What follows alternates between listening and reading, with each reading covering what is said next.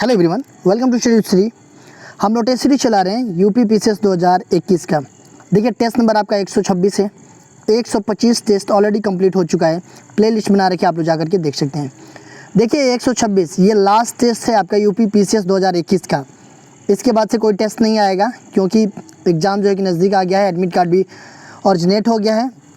तो ये last test है। अगर किसी को देखना है तो आप प्ले लिस्ट पर जा करके सारे टेस्ट को देख लीजिए। एग्ज़ाम से पहले थोड़ा टाइम लगेगा बट बहुत ज़्यादा फ़ायदा होगा आप लोगों को। तो स्टार्ट करते हैं। भारतीय राष्ट्रीय कांग्रेस का प्रथम सचिव कौन था? A O Hume, George Yule, Firoz Shah Mehta, William Wedderburn. भारतीय राष्ट्रीय कांग्रेस के प्रथम सचिव कौन था? तो ये थे आपके एओ ह्यूम।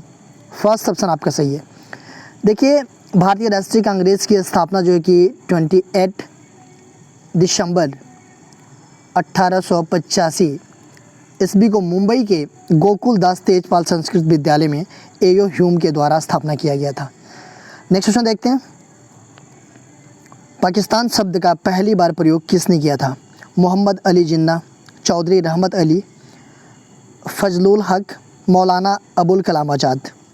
पाकिस्तान शब्द का पहली बार प्रयोग जो है कि किसने किया था? तो चौधरी रहमत अली ने किया था। ये सेकंड ऑप्शन आपका सही है। देखिए पाकिस्तान शब्द का सबसे पहले उल्लेख 1933 ईस्वी में चौधरी रहमत अली के द्वारा किया गया था।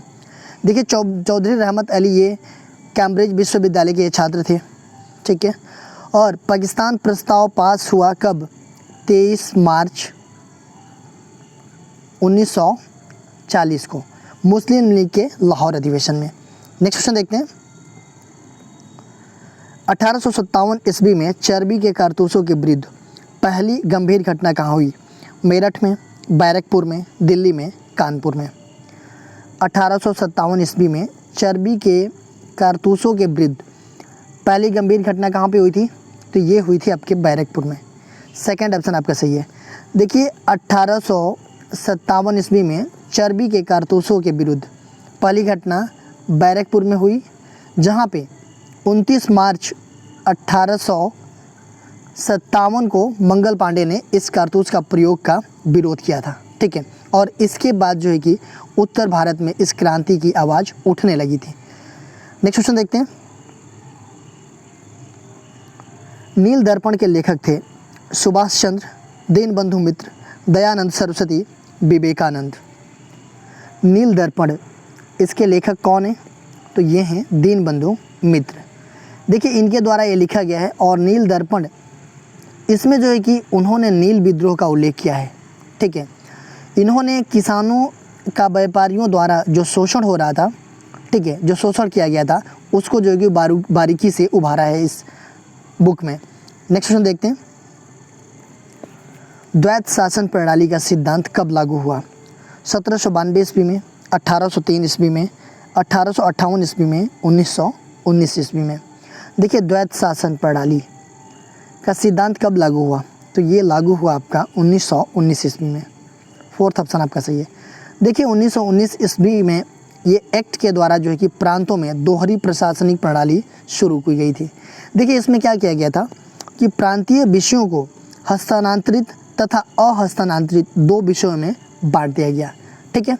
देखिए जो हस्तांतरित विषय थे उसके शासक का उत्तरदायित्व जो है कि गवर्नर के द्वारा नियुक्त किए गए मंत्रियों के द्वारा किया गया, और जो अहस्तांतरित विषय थे उसका शासन का जो है कि उत्तरदायित्व जो है कि स्वयं गवर्नर के हाथों में होता था, ठीक है। तो ये चीज़ें थी द्वैत शासन प्रणाली। और ये 1935 में ये व्यवस्था एक्ट के द्वारा जो है कि प्रांतों में समाप्त कर दिया गया और केंद्रों में लागू कर दिया गया, तथा प्रांतों में क्या स्वायत्तता प्रदान की गई। देखिए तो केंद्र में अगर द्वैत शासन की बात आती है तो 1935, अगर प्रांतों में द्वैत शासन की बात आती है तो 1919। नेक्स्ट क्वेश्चन देखते हैं। अपर्दन खाद्य श्रृंखला पौधे व जंतुओं के मृत कार्बनिक पदार्थ से सूक्ष्म अपघटकों द्वारा प्रारंभ होकर अन्य पक्षियों तक जाती है, जिनका सही क्रम निम्नलिखित में से कौन सा है? अपर्दन, केचुआ, मुर्गी, बाज। केचुआ, अपर्दन, मुर्गी, बाज। मुर्गी, अपर्दन, केचुआ, बाज। बाज, अपर्दन, केचुआ, मुर्गी। देखिए क्वेश्चन क्या कह रहा है कि अपर्दन खाद्य श्रृंखलाओं पौधे व जंतुओं को मृत कार्बनिक पदार्थ से सूक्ष्म अपघटकों द्वारा प्रारंभ होकर अन्य पक्षियों तक जाती है, इसका सही क्रम पूछ रहा है। तो देखिए मृत कार्बनिक पदार्थ से सूक्ष्म अपघटकों द्वारा, देखिए जो भी मृत जो अपरदन होता है, अपरदन के बाद ये केचुआ खाता है इसको, केचुआ को मुर्गी खाती है, मुर्गी को बाज खाता है, ठीक है। तो ये सही क्रम जो है कि आपका सही है, फर्स्ट ऑप्शन। नेक्स्ट क्वेश्चन देखते हैं, किसी जीवित प्राणी में उपलब्ध कार्बनिक पदार्थों का कुल शुष्क भार उनका क्या कहलाता है? जैव भार, अजैव भार, जैव व अजैव दोनों, इनमें से कोई नहीं। देखिए किसी भी जीवित प्रणाली में उपलब्ध कार्बनिक पदार्थों का कुल शुष्क भार उसका क्या कहलाता है? तो वो कहलाता है आपका जैव भार। फर्स्ट ऑप्शन आपका सही है। नेक्स्ट क्वेश्चन देखते हैं, स्थलीय पारिस्थितिकी तंत्र में लोमड़ी किस उपभोक्ता के अंतर्गत आती है? प्राथमिक, द्वितीयक, तृतीयक, इनमें से कोई नहीं। पारिस्थितिकी तंत्र की बात की जा रही है, इसमें लोमड़ी किस उपभोक्ता के अंतर्गत आती है? तो देखिए ये आती है आपका द्वितीय उपभोक्ता के अंतर्गत। सेकेंड ऑप्शन आपका सही है। देखिए उपभोक्ता होता क्या है, इसके अंतर्गत वे जीव आते हैं जो अपना भोजन प्राथमिक उत्पादकों मतलब कि हरे पौधों या अन्य जीवधारियों को खाकर प्राप्त करते हैं, उसको हम क्या बोलते हैं? उपभोक्ता बोलते हैं। जैसे मान लीजिए प्रथम प्रकार के उपभोक्ता की बात की जाती है, तो इसमें वो जीवधारी आएंगे जो हरे पौधे से अपना भोजन प्राप्त करते हैं, और ये क्या होते हैं? शाकाहारी होते हैं। जैसे गाय, बकरी, खरगोश, हिरण, टिड्डा, चूहा, ये सब जो है कि क्या है? ये प्रथम उपभोक्ता हैं, ठीक है, क्योंकि ये हरे पौधे को खा करके जीवित रहते हैं। द्वितीय उपभोक्ता की बात हम करते हैं, तो इसमें वो आते हैं, वो जीवधारी आएंगे जो अपना भोजन जो है कि प्रथम श्रेणी के उपभोक्ताओं को खाकर प्राप्त करेंगे। तो लोमड़ी जो है कि ये घास वूस तो खाती नहीं है लोमड़ी, तो ये प्रथम प्रकार के उपभोक्ताओं को खाएगी लोमड़ी, ठीक है। तृतीय प्रकार के उपभोक्ता क्या होगा? तो ये वो जीवधारी आते हैं इसमें जो अपना भोजन द्वितीय श्रेणी के उपभोक्ताओं को खाकर प्राप्त करते हैं, ठीक है। नेक्स्ट क्वेश्चन देखते हैं, प्रोजेक्ट एलिफेंट की शुरुआत उत्तर प्रदेश में कब की गई? 1991 में, 1992 में, 1993 में, 1994 में। प्रोजेक्ट एलिफेंट की शुरुआत उत्तर प्रदेश में कब की गई? तो देखिए अगर प्रोजेक्ट एलिफेंट की हम बात करें तो ये भारत सरकार के पर्यावरण एवं वन मंत्रालय के द्वारा जो है कि ये हाथियों की संख्या में आई भारी गिरावट के कारण जो है कि हाथियों की सुरक्षा के लिए या संरक्षण के लिए ये 1991-92 में स्टार्ट किया गया था, ठीक है, हाथी परियोजना। और उसी समय उत्तर प्रदेश में भी इसको शुरुआत कर दी गई, ठीक है। अच्छा, प्रोजेक्ट टाइगर, आप लोग मुझे बताइएगा कि प्रोजेक्ट टाइगर कब शुरू किया गया था, कमेंट बॉक्स में। तो ये हो जाएगा आपका 92 हो जाएगा, ये सेकेंड ऑप्शन आपका सही है। नेक्स्ट क्वेश्चन देखते हैं, निम्न में से कौन सा कथन सही है? प्रकाश के अपवर्तन के कारण द्रव में अंशतः डूबी हुई सीधी छड़ टेढ़ी दिखाई देती है। प्रकाश के अपवर्तन के कारण जल के अंदर पड़ी हुई मछली वास्तविक गहराई से कुछ ऊपर उठी हुई दिखाई पड़ती है। पूर्ण आंतरिक परावर्तन के कारण हीरा अत्यधिक चमकता है। उपयुक्त में से सभी कथन सत्य हैं, तो इसमें से सही कथन ही बताना है। तो देखिए प्रकाश के अपवर्तन के कारण क्या होता है कि द्रव में अगर अंशतः डूबी हुई सीधी छड़ जो कि टेढ़ी दिखाई देती है, ये प्रकाश के अपवर्तन के कारण, बिल्कुल सही है।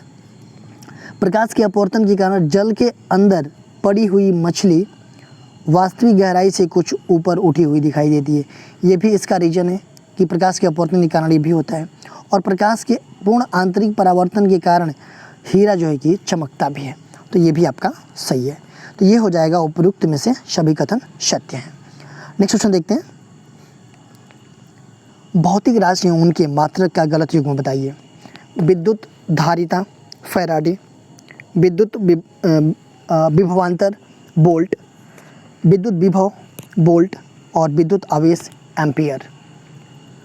इसमें जो है कि भौतिक राशि और उनके मात्रकों का वो दिया गया है, इसमें से गलत युग्म को बताना है।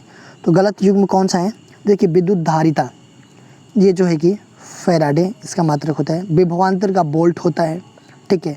विद्युत विभव का भी वोल्ट होता है, ठीक है। और विद्युत आवेश का ये एम्पियर नहीं होता है, विद्युत आवेश का क्या होता है? तो ये कूलाम होता है, ठीक है। तो ये आपका गलत है। नेक्स्ट क्वेश्चन देखते हैं,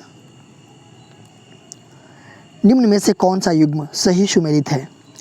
electron, J Thomson, proton, Goldstein, positron, Anderson, सभी युग्म सही सुमेलित हैं।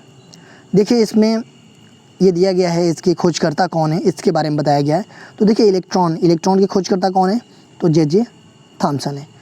देखिए ये एक ऋण आवेशित होता है और ये 1897 में ये जे थॉमसन के द्वारा इसकी खोज की गई थी। प्रोटॉन, ये गोल्डस्टीन। देखिए प्रोटॉन जो है कि ये धनात्मक होता है और ये जो है कि गोल्डस्टीन के द्वारा इसकी खोज की गई थी। देखिए बेसिकली अगर देखा जाए तो ये 1886 में, ठीक है, गोल्डस्टीन ने किया था इसका खोज प्रोटॉन को, लेकिन ठीक से इसको पहचान और पुष्टि नहीं कर पाए थे ये कौन? गोल्डस्टीन। तो रदरफोर्ड ने क्या किया कि इसे मूल कण का नाम दिया प्रोटॉन। तो इसलिए जो है कि कहीं कहीं कन्फ्यूजन मत होइएगा आप लोग कि गोल्डस्टीन में और प्रोटॉन ये रदरफोर्ड में। देखिए पॉजिट्रॉन, ये एंडरसन ने किया था इसका, और ये प्रोटॉन है ये कहाँ पाया जाता है? तो नाभिक में पाया जाता है, ठीक है। और इलेक्ट्रॉन जो है कि क्या करता है कि नाभिक के चारों ओर चक्कर लगाता रहता है, ठीक है। अच्छा, इलेक्ट्रॉन का चार्ज क्या होता है ये आप लोग मुझे कमेंट बॉक्स में बताइए कि इलेक्ट्रॉन पे कितना आवेश होता है चार्ज, ठीक है। नेक्स्ट क्वेश्चन देखते हैं। रिजर्व बैंक ऑफ इंडिया निम्नलिखित में से किसके द्वारा मुद्रा निर्गम करता है? स्वर्ण के द्वारा, भारत सरकार की प्रतिभूति के द्वारा, विदेशी प्रतिभूति के द्वारा, और उपरोक्त में से सभी। तो जो हमारा रिजर्व बैंक ऑफ इंडिया है, आरबीआई है, वो किसके बदले मुद्रा निर्गम करता है? तो देखिए इसमें जो है कि आपका स्वर्ण के बदले भी करता है, भारत सरकार की प्रतिभूति के बदले भी करता है, और विदेशी प्रतिभूति के बदले करता है। तो ये हो जाएगा आपका उपरोक्त में से सभी, इन सभी के बदले जो है कि मुद्रा निर्गम करता है। देखिए अगर आरबीआई की बात है तो आरबीआई का गठन कब हुआ था? तो इसका गठन भारतीय रिजर्व बैंक अधिनियम 1934 के तहत कब हुआ था? 1 अप्रैल 1935 को हुआ था, ठीक है। देखिए 1 अप्रैल 1935 को इसका गठन हुआ था, कहाँ पे? कोलकाता में। और 1937 में ये स्थानांतरित होकर कहाँ चला गया? तो मुंबई चला गया, ठीक है। अच्छा, आरबीआई के प्रथम गवर्नर कौन थे वो आप लोग मुझे कमेंट बॉक्स में बताइएगा। नेक्स्ट क्वेश्चन देखते हैं। कृषि में किस प्रकार की बेरोजगारी पाई जाती है? प्रच्छन्न बेरोजगारी, चक्रीय बेरोजगारी, संरचनात्मक बेरोजगारी और घर्षण बेरोजगारी। तो देखिए कृषि की बात की जा रही है, कृषि में किस प्रकार की बेरोजगारी पाई जाती है? तो इसमें पाई जाती है प्रच्छन्न बेरोजगारी। फर्स्ट ऑप्शन आपका सही है। देखिए प्रच्छन्न बेरोजगारी होता क्या है? देखिए जब किसी कार्य की आवश्यकता से अधिक लोग जो है ना उसमें अगर कार्य करते हैं, जब किसी भी कार्य में आवश्यकता से अधिक उसमें लोग कार्य करते हैं और उनमें से कुछ लोगों को वहाँ से काम से निकाल भी दिया जाए तो जो उत्पादन है उस पर कोई प्रभाव नहीं पड़ता है, ठीक है। तो इस प्रकार के अनावश्यक लोगों को छिपे हुए बेरोजगार या अदृश्य बेरोजगार कहा जाता है, ठीक है।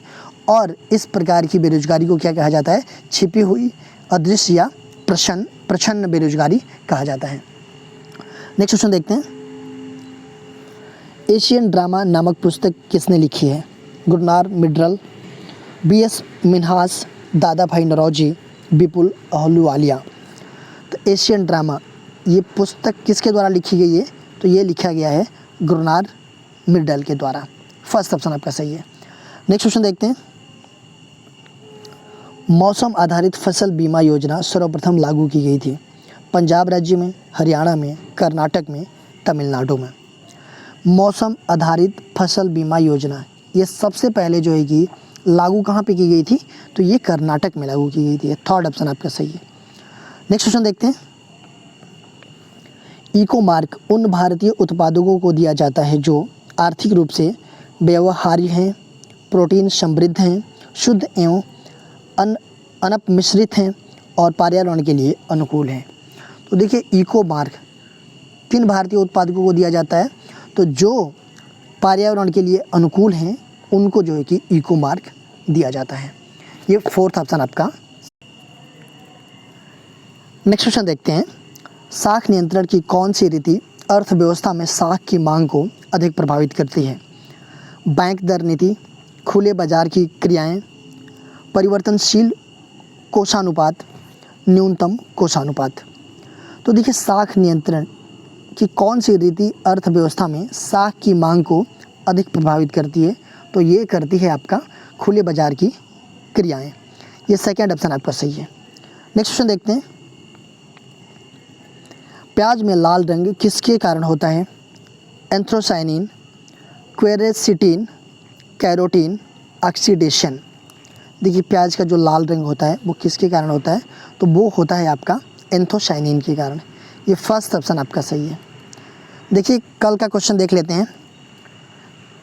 भारत में ब्रिटिश राजनीति सत्ता का आरंभ किस युद्ध से माना जाता है? पानीपत के युद्ध से, प्लासी के युद्ध से, बक्सर के युद्ध से और घकर के युद्ध से।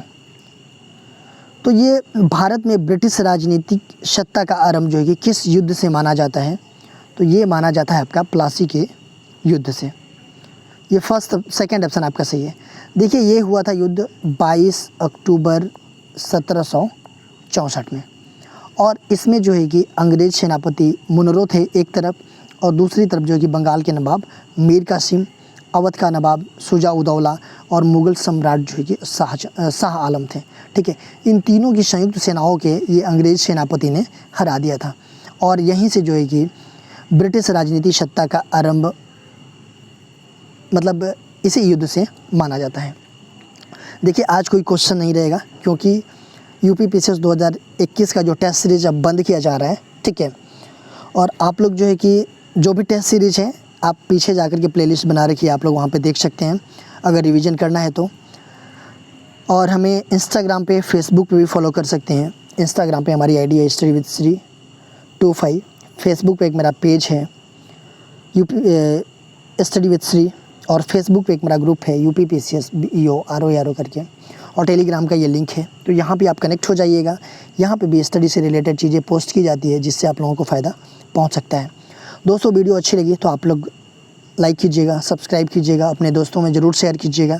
अगर वीडियो अच्छी ना लगे तो आप लोग डिसलाइक कीजिएगा, और कमेंट बॉक्स में मुझे बताइएगा कि डिसलाइक क्यों किया। वीडियो देखने के लिए धन्यवाद।